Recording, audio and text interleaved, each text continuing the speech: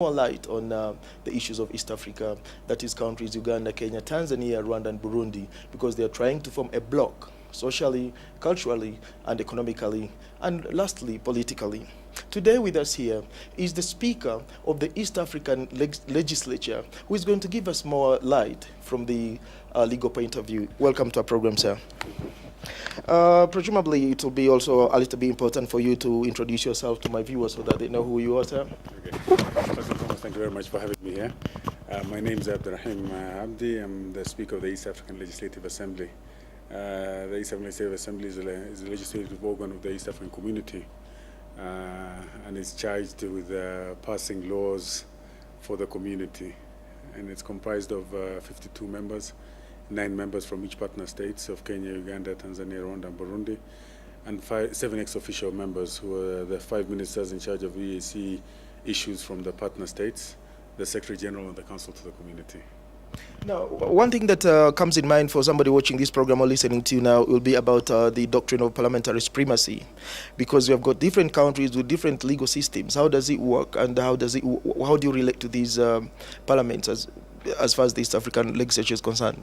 Well, our legislature, just like any other legislature, has 3 main functions. One is legislative, the other one is oversight, and representative. And like all other parliaments, we function in that manner. And now, our parliament is modeled under the Commonwealth parliamentary system. In essence, you'll find that the first 3 partner states were Kenya, Uganda, and Tanzania, and most of us derived our parliamentary practice from the Westminster, the Westminster system. So in essence, we still follow that system.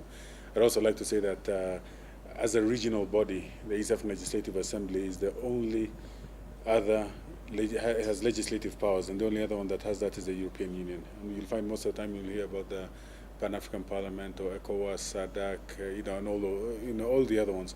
I think within the continent we're the only legislative regional assembly that has legislative powers, and whatever we legislate comes law in all the partner states on matters pertaining to the community. So in essence, that's what was called. And in terms of our role, we have oversight over the Council of Ministers, the Secretariat, and other bodies of the of the community. In essence, in terms of projects and programs that have been set up for the East African community. Now, you spoke about legislature. Presumably, I would like to know as well, when were you established, and what areas have you legislated? Well, the assembly came into being in 29 November 2001. That was the first assembly. It has a life of 5 years, which ended in 2006. The second assembly came into being in 2007, in June, I think it was June 5th, 2007. So currently, I think we've just finally finished our 3rd year, and we have 2 more years remaining. And in terms of which laws have we passed? We've passed a number of laws. I can't enumerate all the laws that we passed, but one of the most significant, I would say, is is the Customs Management Act, which in essence brought into being the first stage of integration. As you know, in East African community, we said our integration process is is in steps. We have the Customs Union, the Common Market, the Monetary Union, and ultimately a federation. And in terms of cementing the customs union, we put in place the law in 2005, which currently brings now a fully fledged customs union in the East African community. The next phase is the common market, which comes operational on 1st July this year. And in that particular sense, you'll find that a lot of the functioning or a lot of the operational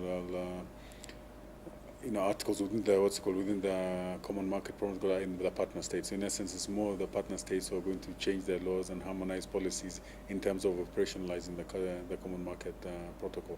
But I would say that we have passed a lot of laws. In terms of you could talk about Inter-University Council, you could talk about Link Victoria Transport. There are a lot of them, but I think one that sticks out in terms of starting the process was the Customs Management Act. And there are a lot of other acts which are there in terms of for example, in terms of negotiations. We passed a bill on joint trade negotiations within the East African community. Like I said, we're putting in place the Inter-University Council, and a lot of other ones. So there are some are still what's it called pending. For example, the Lake Victoria Basin Commission bill. We've passed something on tourism. So there are a number of them which we have passed, and most of them have been assented to. Some of what's it called still in the process of being assented to.